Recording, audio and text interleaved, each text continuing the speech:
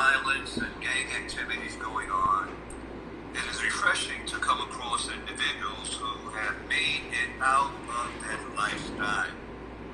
Yes. Who are not only making a better life for themselves, but are bringing others along with them. And that's the reason why I have you on the show today, George, and I'm so happy you are able to be with us today. How's everything going? Everything is going fine. I'm happy to be here, and yes, you are right. It is a blessing to be able to make it out of that lifestyle. Yes, sir. George. I met George not too long ago from a mutual friend. On our radio station, we're proposing to do a special show with young people who were involved in street life and what it's like, how you can get out of that lifestyle, and I'm glad that George gets to be a part of helping us make that happen in so many different ways. George is a minister of the gospel of Jesus Christ.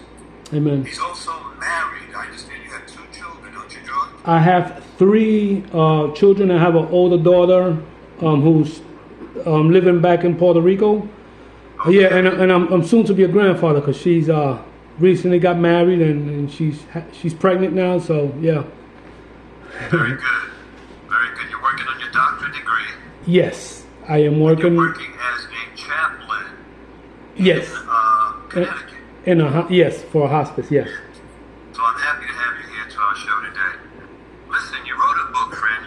George is a celebrated author of a book entitled Willing to Change. I had the opportunity of reading a portion of the book, and I'm telling you, it's a riveting piece of work. Now, let's go ahead and get into your life story. Everybody's life is a story. It has a beginning, a middle, and an end, as we have made mention in our introduction. Everybody is going somewhere in life. They're on a journey, whether they know where they're going or don't know where they're going. They're on a journey nevertheless. And on their journey, they meet villains along the way that tries to circumvent them from getting to where they need to go. Thank God for those of us who have been born again and born from above. The journey that we're on will more than likely end up in a good place. So, George, I want to begin your life story by going back to the very, very, very, very, very beginning. And I want to know what life was like growing up a Marrero. Now, again, I read portions of your book, so I'll be able to dialogue with you. Yes. So let's jump into that. Let's go back into your young days and talk about the impact that your family had upon your development. Okay, going back to when I was a kid, when my father was still living with us, he was a provider, and we were doing okay compared to later on when he left. Now, when he left, I was only 7, and I had, there was my siblings also. My mother was approximately 28 years old then. When my father left, my mother would hang out with her friend that I can understand now would manipulate her to go hang out. And she would, at times, even if it happened a few times, to me it was like a lifetime. She would leave us alone to go hang out and go to a club. That was the word used back then, clubs. And I got to hate even the word clubs because it meant a place where my moms used to leave us alone to go hang out. I noticed I was the only one affected. At least that's the way I perceived it, as I was the only one affected by this, because I used to cry and beg her not to leave, and she'll say, okay, I'm not going. And when I wanted to go to the kitchen and drink some water, or if I wanted to go to the bathroom, whatever, she'd say, okay, go ahead. And when I come back out, she was gone. Now, how old were you then, George? Oh, back then, I couldn't be no more than 6 or 7 years old. Wow. Wow. Yeah. And connecting back to when my father was living with us, there was violence in the house, because even though, like I said, he was a provider, he was absent because he was working. He'll come back home to sleep, get up the next day, shower, sleep, eat, right, and anyway, get up the next day and go to work.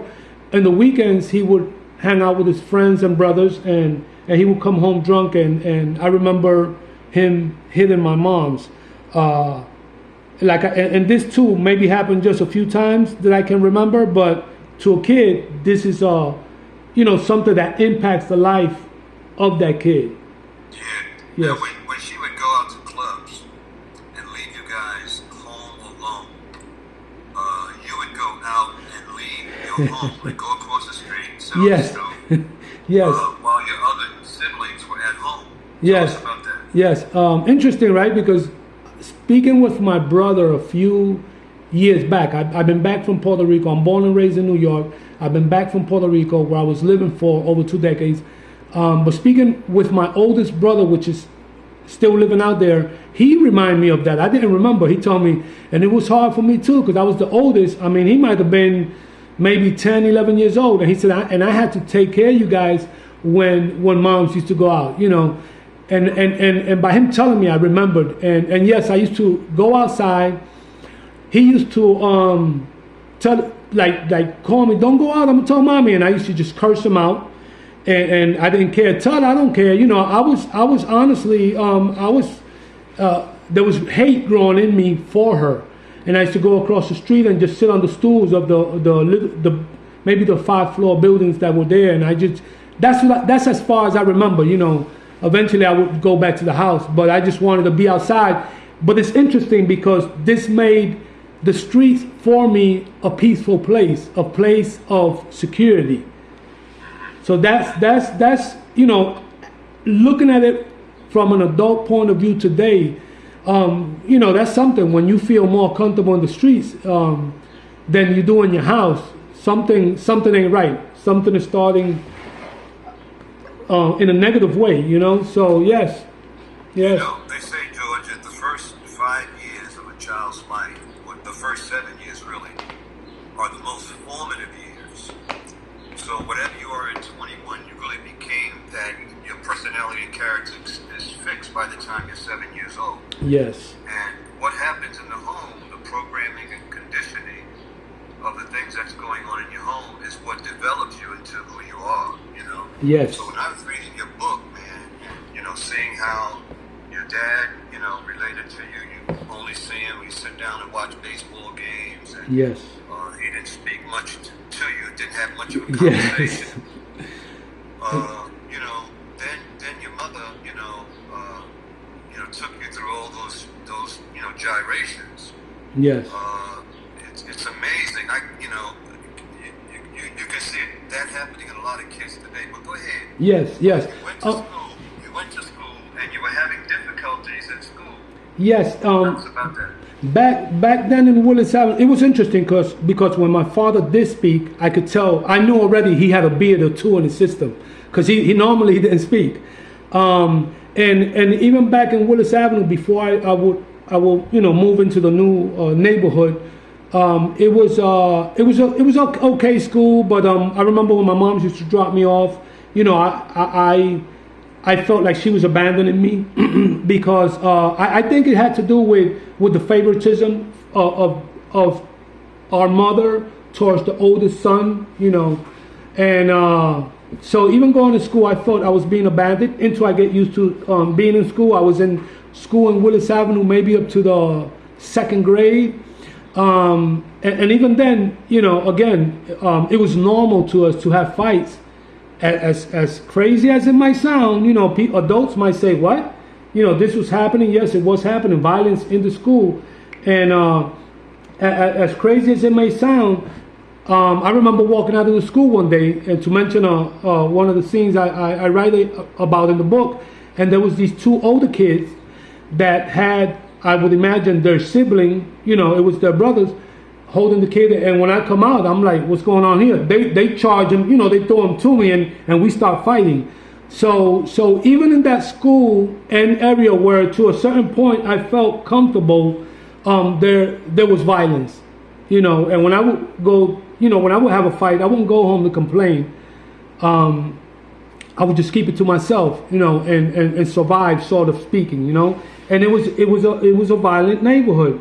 Again, sadly to me, I would say to us, it was seen as normal to a certain point. Yeah, okay. Listen, you talked about a guy by the name of Nut. Yes. And it appears to me that he had a tremendous influence and impact in your life in Yes. regards to your story. Tell me a little bit about Nut. Okay, Peanut, that was a homeboy back then, and he's a homeboy today. We're still in touch. Yeah, he became a big brother. You know, he became, in a sense, a father image, you know, or a big brother image. You know, my old, yes. He was older than you? He is older than me, yes. And he was there for me, you know. My father left. My older brother I couldn't count on. You know, I hate to use the word coward, but if we want to keep it real, you know, I couldn't count on my older brother. He was scared to confront anybody in the streets, but he would pick on us in the house, and we would have some crazy fights. Peanut, amongst other homeboys, Peanut was a big brother, and like I said, to this day we're still in touch. Of course, he's a changed man himself, but I could count on him. I remember one time a gang came to the neighborhood. I wasn't there. I don't know if I was hanging out with Nut. And but anyway, we found out later that the gang came looking for somebody else, not me. But they made a statement about, and to those, and they made a statement. The gang made a statement where people said that they were referring to you. So I looked to the side and Nut is gone. I'm like, where's Nut? And seconds later, he comes down and he's like, he got his gun in the waist, and he's like, yo, let's find these dudes. Where they, you know, what's up with that? You know, so he showed me to be there for me. So Nut was a brother. Now it's interesting, you know, being that we're looking at young people in the streets and how they get involved. Nut showing that love and respect for me, and that he's willing to go all out for me. You know, me being the younger one, I was ready to die for Nut. You know, I was ready to kill for Nut if we want to keep it real. I mean, this is what the story's about, you know. And this is what happens with young people today, you know. Yeah. Now he went to jail. He and his wife had gone out. You had mentioned in your story, and you wanted to go with him. He didn't want you to go, and he went out, kind of saying that there was not going to be any trouble, but wound up shooting someone, from what I understand. Yes. And he was locked up. Now, how many years did he serve? You said from 5 to 10 years. You could have gotten Yes, 5 to 10 years. He might have done 6 or 7 out of that, but because normally you go to the parole board, and he had a record already, and you know, a person like that gets hit at the board. Me and Nut, in that case, this is when they killed his brother. We went before that day. We went to the neighborhood where they killed his brother, and we were looking for the guys that killed his brother. I was looking, and I understand I made mention of it in the book. I wanted to find the guys that killed his brother, but I wanted to find the homeboy that was with his brother that left him. You know, because I told Nut, I said, if we find him, he's gone too, you know. And that day we didn't see nobody. I mean, we went out there, we walked in the wrong neighborhood. You know, people usually think we're from, you know, we're from the Bronx, specifically the 9, which was a popular, dangerous place back then. And we felt, you know, the 9 is unstoppable and we could go in anybody's neighborhood. But I immediately learned that, you know, you got gangsters in every neighborhood. And nothing happened the day we went together. But we seen that neighborhood was holding their ground. You know, they were like, one of the brothers asked us what we were looking for. And, you know, we said no, and, you know, we checking something out, etc. And we left, you know, nothing happened. It was about, I was reaching for my gun, which I had in a bag, and it slipped in deeper in the bag. I mean, today I could thank God for that, because if I would have grabbed it, it would have been no talking. But anyway, we left. Then another night, that's when Nut went again with his wife to the neighborhood where they killed his brother, which he had family out there. And I said, I asked him, I said, you gonna do something? He said, nah, I just want to check things out. But he bumped into one of the guys that took his brother's sneakers. Brother's shoes. Yes. Brother's shoes, Yeah. interesting because he shot the guy. The guy they ran, so he shot the guy in the waist, in the back, and the guy, from what we knew back then, he was paralyzed. If he ever came out of that wheelchair or not, we don't know today. Okay, man. Yeah, I wanna move forward. Yes. Let's tell me about the time when you went to the pawn shop. I think the pawn shop experience was one of the most turning points in your life, because it seemed to, I won't say in your life, but it seemed to me that's when the real trouble closed in on you. When Yes. you actually got caught. That was the beginning of it, right? Yes. In that day, that before that day,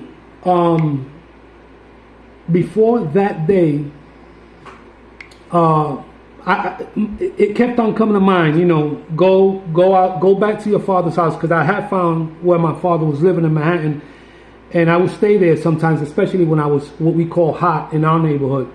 And it kept them coming to mind, take the shotguns and the rifles to another homeboy's house named Rodney, take it up there and go. This was just in my mind, and there were other events that are in the book. And anyway, that morning I woke up and surprisingly, even to me, I told my sister, Janet, she recently passed. I told her, listen, if anybody knocks for me, looks for me, do not open the door, tell them I'm not here. This wasn't me, I'm normally willing to hang out. And Stephen came in, opened my door. Yo, what's up? I got a sting. That's what we used to call stick-ups. And I'm like, how is he in my room? I guess my sister ain't understanding. She let him in. And I'm like, nah, I'm not doing nothing. But long story short, not to go into, the debate, I said, well, my homeboy Chango goes, Chango goes, which was another homeboy. I'll go. If he ain't going, I'm not going nowhere. I don't feel like going, do nothing. I look out the window, Chango's there, I call him. He's like, bet I'm down. And he just came home a few months ago. Both of these brothers just came home from doing bids, each of them. So we go do the stick up in to the pawn shop, which is a total zero stick up in generally, looking at it from our point of view today. But that was a bad gig. Anyway, when we get there, I see a man standing out with a green army jacket, and I told Steph, I said, this dude is a cop. This dude's a cop. And he's like, nah, we go in the store, everything goes wrong.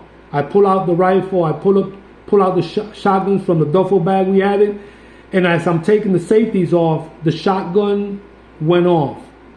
And that was it. Once the shotgun went off, that's a loud shot. The old man behind the counter jumped back. The person that was standing outside was walking in.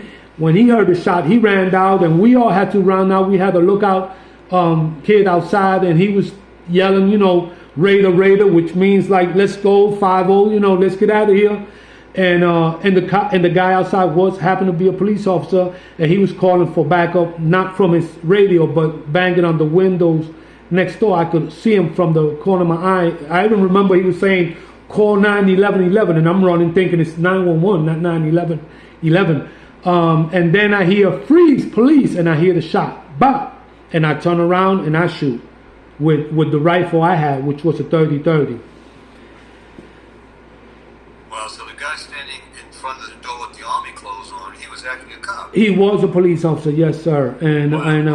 And because of that, I was charged with attempt murder of a police, and that was like spiral. Because I, as a young man, and of course, I know a lot of young people should be hearing this, and family members should share this story. The let them know the hearing on this story, because as a young man, I didn't. People used to tell me, "Yo, you're doing a lot of stick-ups." I was doing a lot of dirt, a lot of things, shootouts, stick-ups, etc. And they told me, you're going to get killed or you're going to jail? And I said, I don't care, man. You know what I'm saying? Whatever. I'm willing to go to jail. There's a lifestyle. All this talk that you hear young people talking today, until they put them cold handcuffs in your hands, and that's it. The games stop. And I had been arrested before on different occasions for different things where people didn't want to press charges or they were scared or whatever, and I was being looked, the cops were looking for me for other stuff. But this time, it was a whole different ball game. You know, the game stopped. And one of the things I always I could not understand is that when you are doing these things, right, or you shoot somebody, do you ever think about the consequences? In other words, it would appear to me that you know that if you take that gun and you point it at somebody and you shoot that person dies, that you're going to spend, the rest of your life in jail, or almost the rest of your life in jail. Why is that not a deterrent from stopping kids from doing that? Because they already know what the consequences are going to be, or do they really know? Do they feel that maybe they'll get away with it? Of course, of course. A lot of these kids have done it already. It's not the first time. You just don't go out and have a shootout. First day out there, and the first time somebody might freeze up, etc. And it's about backup. It's about looking out for the homeboys that look out for you. It's about reputation. It's about not showing fear. You build into this. You build into this. If I have to shoot, guns are taken to roofs of empty buildings, and you shoot at the air. You shoot at the can. You're already getting used to pressing that trigger. And you can see the brothers that first time, they're nervous. All right, stand back, hold up. For that first, once you press that trigger once or twice, it just becomes easier, and people start giving you nicknames. If a person's name is Bobby, it's like, 38 Bobby, or Smith & Wesson Bobby, or Shotgun Bobby, etc. Like I met a lot of brothers in prison with nicknames like Shotgun, and stuff like that. So it's a process.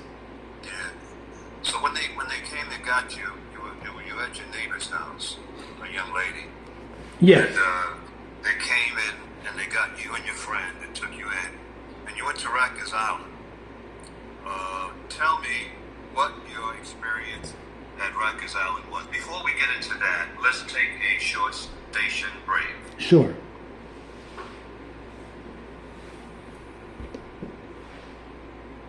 Okay. Where we left off was your experience at Rikers Island when they took you to Rikers Island.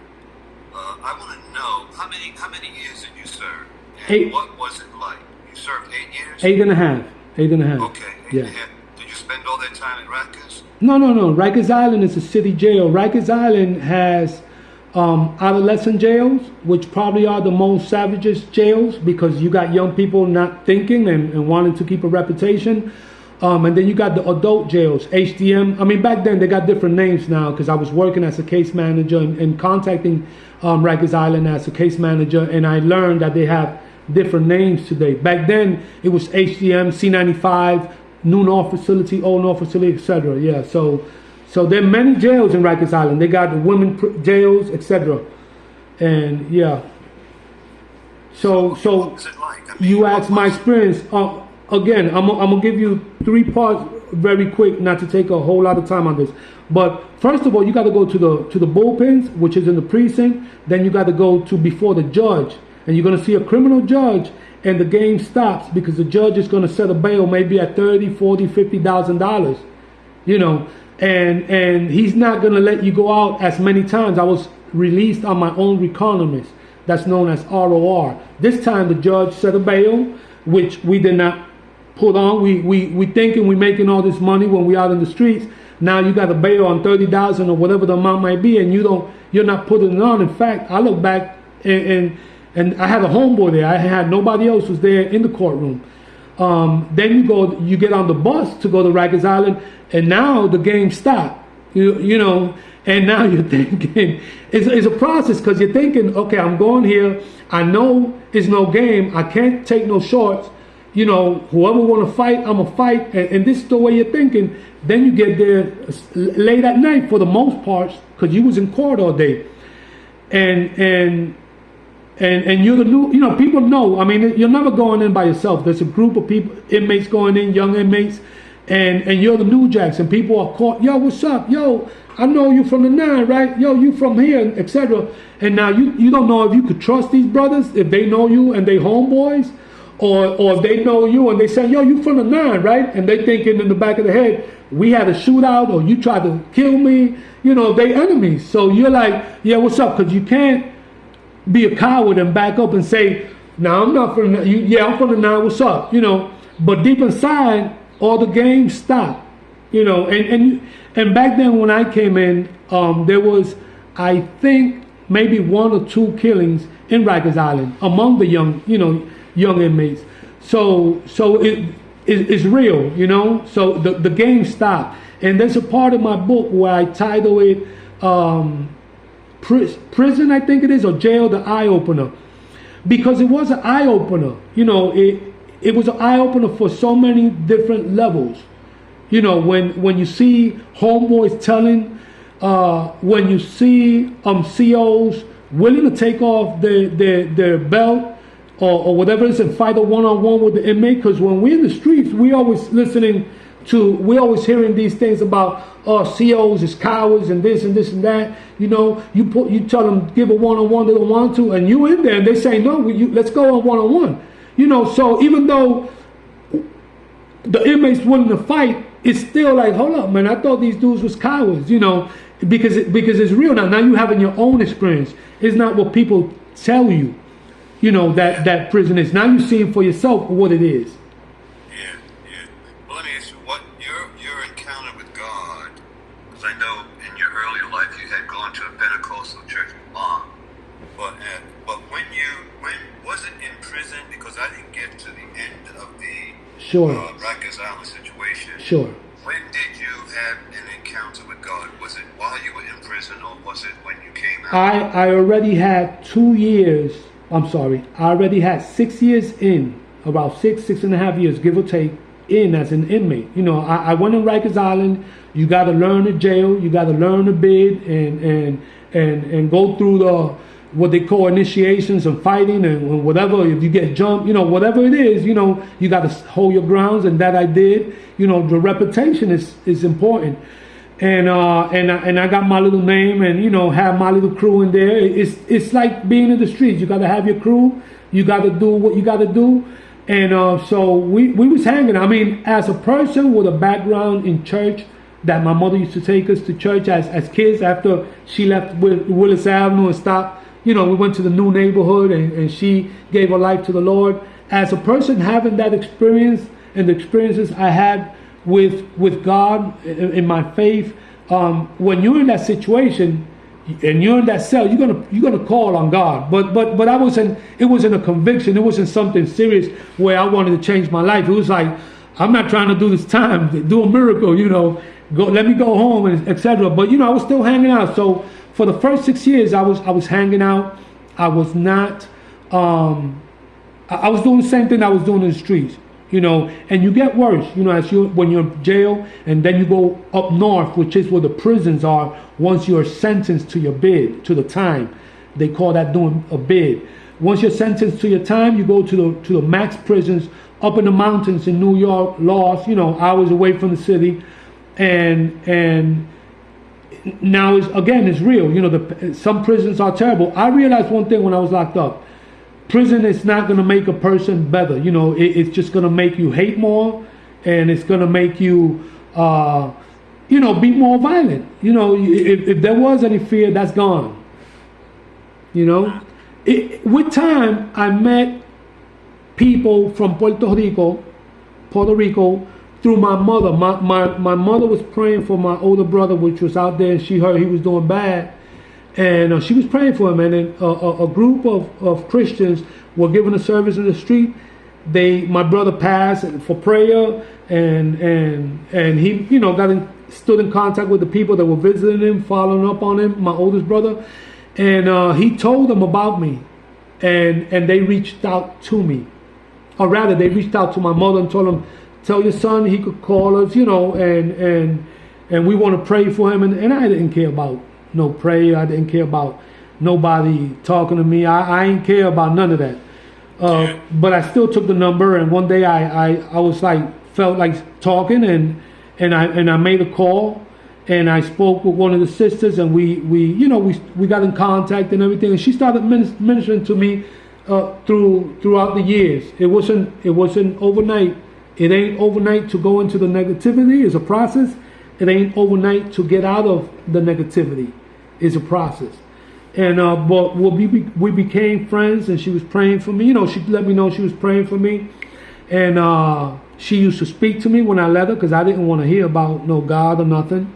You know, you were in prison, you ready to blame everybody, even, you know, everybody, your parents, God, the world, the government, you know what I'm saying, the white man, etc. But you don't look at yourself, you know.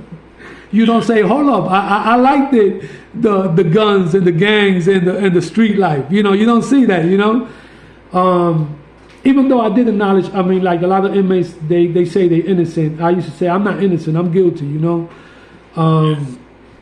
But it's always a process, you know. But eventually, after 6 years, 6.5, give or take, you know, with all the ministering and my family praying, and because I was really rebellious, I honestly wanted to come home and kill some people, you know, honestly. And that's, you know, I don't like to talk about that because, in a sense, because it's negative. You know, I don't like to mention that like if that's cool, because a lot of young people hear these stories and they're like, you know, that's the part they want to be. You know, I want to be that gangster. Can you imagine, and I'm just listening to you, after having spent so much time in lockdown, thinking about getting out of jail and going to kill somebody, which means that the jail system did not rehabilitate you. No, not at all. Did not make you to the point where you didn't really want to ever go back again, right? Exactly. It was like a roller coaster. There was times I say, I'm never doing nothing because I'm not coming back. And then there was times when I would say, you know, I'm talking with the homeboys, you know, I would say, you know, if I ever do something and they come for me, I'm gonna die. You know, I'm gonna just shoot it out. You know, so yeah, it's not really. It doesn't rehabilitate you. The guy in my story, I don't know if you got to that part that snitched on me. You know, I used to think sometimes I'm gonna go home. We're gonna be friends. Then I'm gonna shoot him.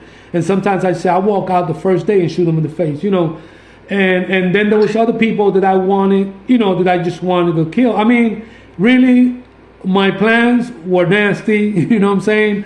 So I don't go into it because this is the thought of a person many years ago. I was younger, you know, so I don't want to talk about that where people might misunderstand. Wow, this guy is violent. No, I've been serving the Lord for over 30 years.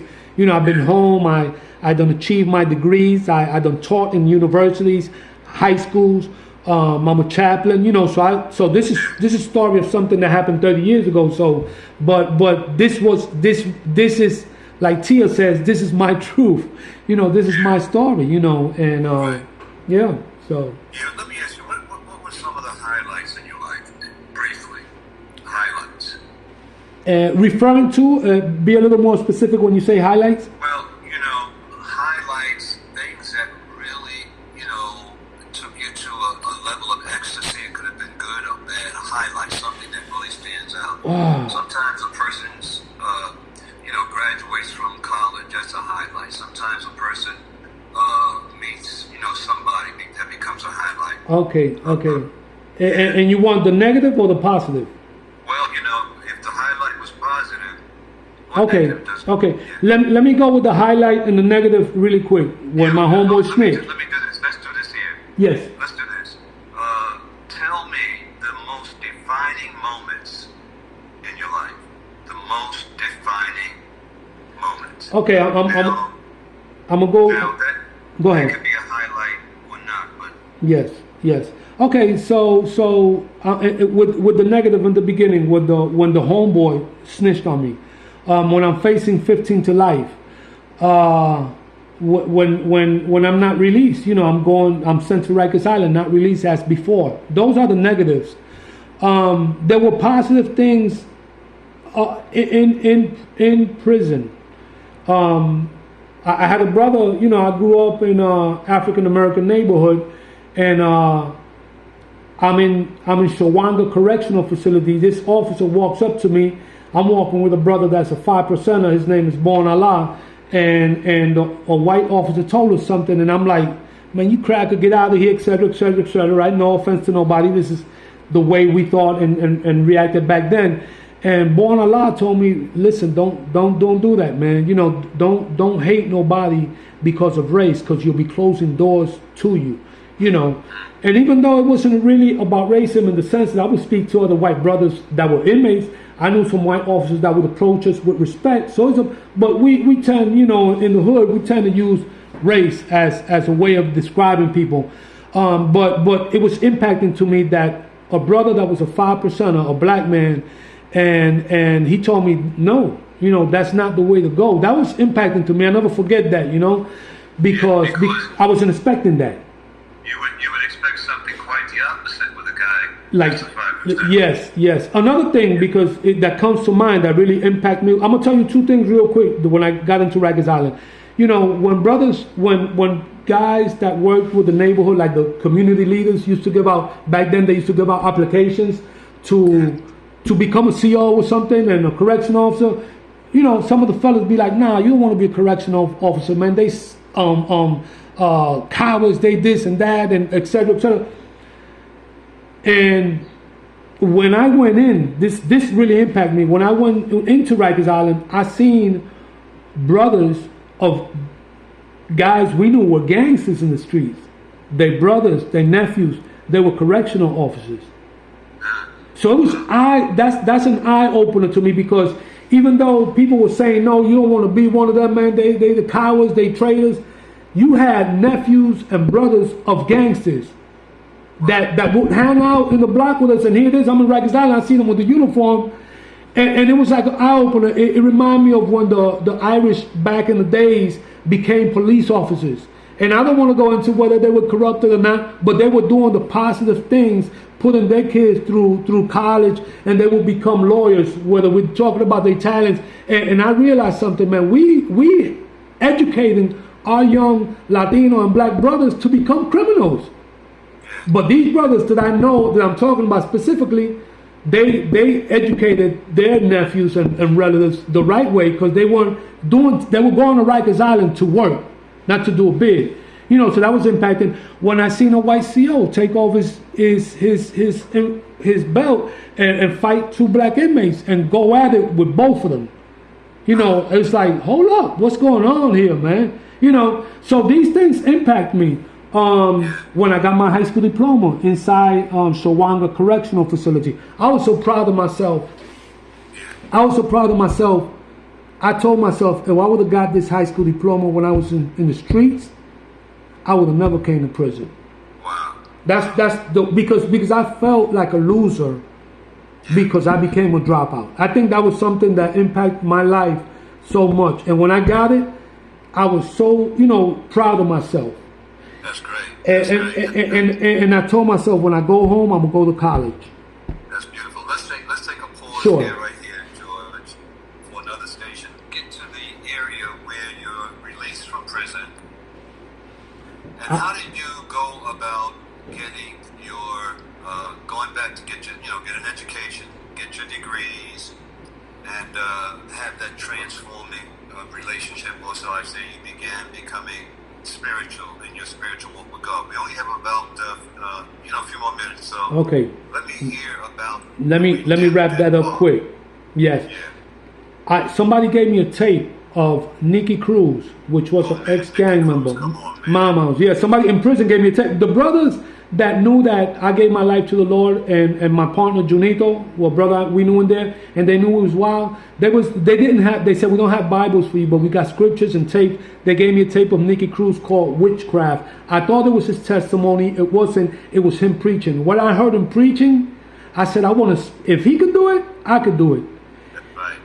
And I said, when I go home, I'm going to go to, now I know what type of college. I said, I'm going to go to a Bible college. And when I went home and I got my parole transfer to Puerto Rico, I went to a church where I met people that were just backing me up. I started meeting people. Again, it's a process. It wasn't all overnight. And I met this brother named Angel Davila, and he said, you're going to go to Bible college with us, and he started presenting me to people saying, "This is George. He's going to the Bible college." I'm like, "This dude is crazier than I am," because he ain't, he's like saying, "This is what you're gonna do," and it is what I wanted to do. And I did go to the college.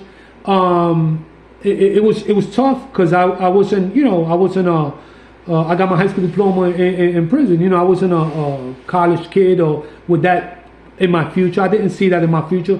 This is God's doing, because that tape I listened to Nicky Cruz speaking, that's what really made me want to do this.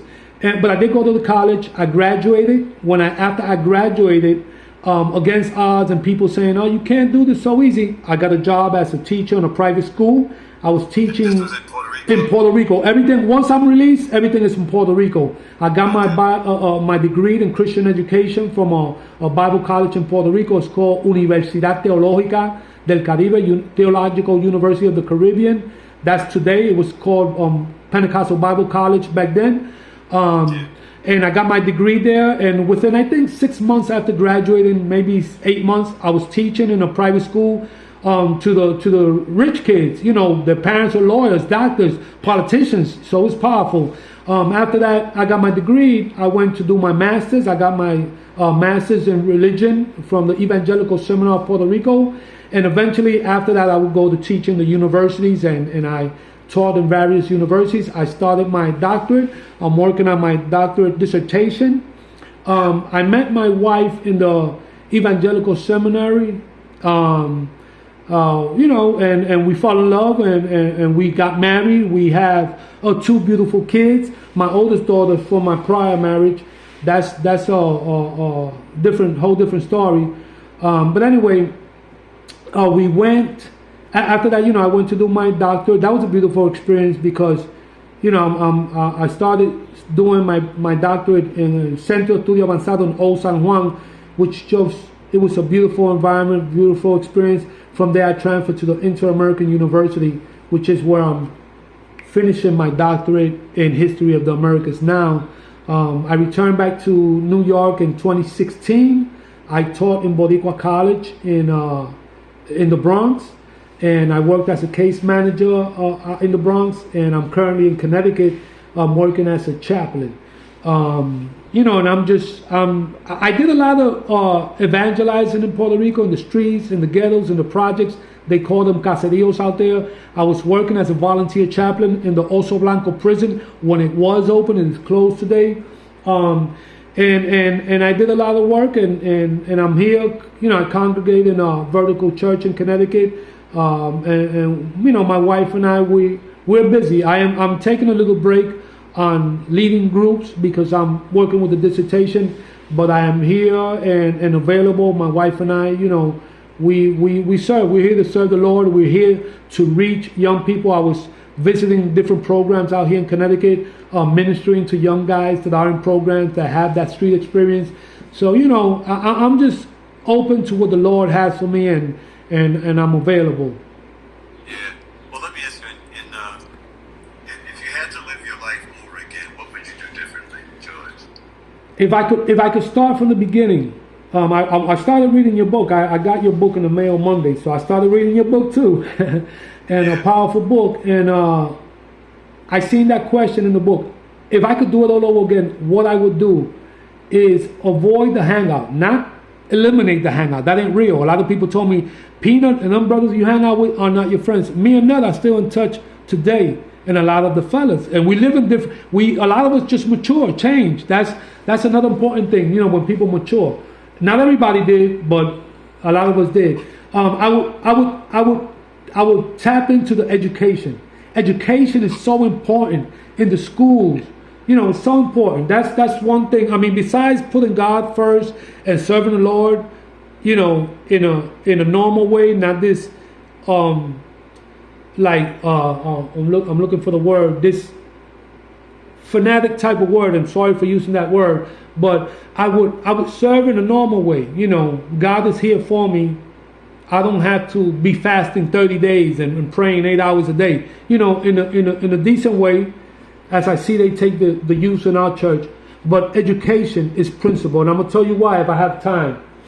Because a lot of people minister to inmates and they change their life. They accept Jesus Christ.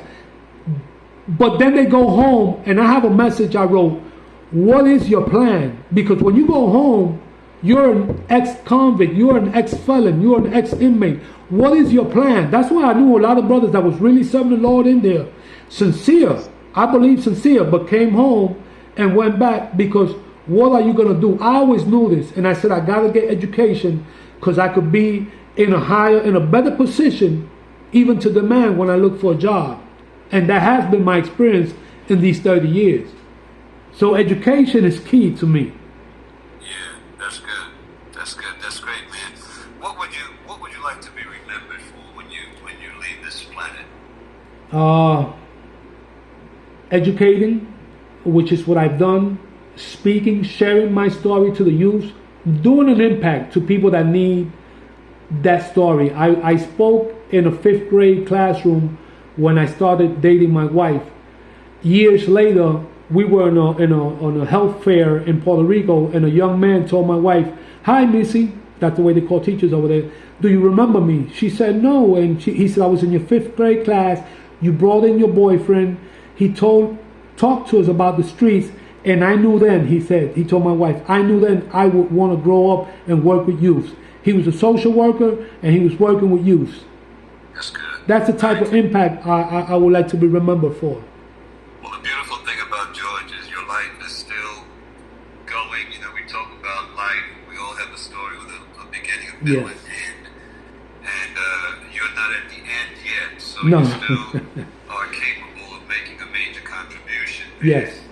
And I believe that God has great things in store for you. The wonderful thing in terms of my listening to you is that you have a wife that works with you by your side. Yes. You could be no better blessed Yes. than to have someone that is on the same page and going into the same direction that you're going in, not being a hindrance, but being an enabler. You're so very, very, and I notice that you have a lot of respect for your wife, because the few times I've talked to you, one of the first things that you always say, "I talked to my wife after we had a conversation." Yes. To my wife. I Yes. talked to my wife. You're a smart man, brother. Thank you. Thank you. Smart man, bro.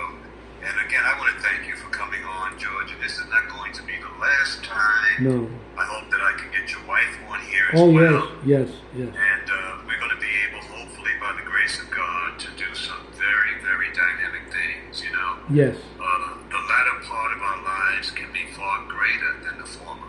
Yes. You know, you're more intelligent, you're more experienced, and you Yes. got more to offer. Yes. And I hope that we can form a team Yes. to really make an impact, not just on a local level. I mean, you know, there's a lot being done on a local level, Yes. but we need to think bigger and have greater dreams, because there's a national need out there. We want Yes. to try to reach the masses. Yes.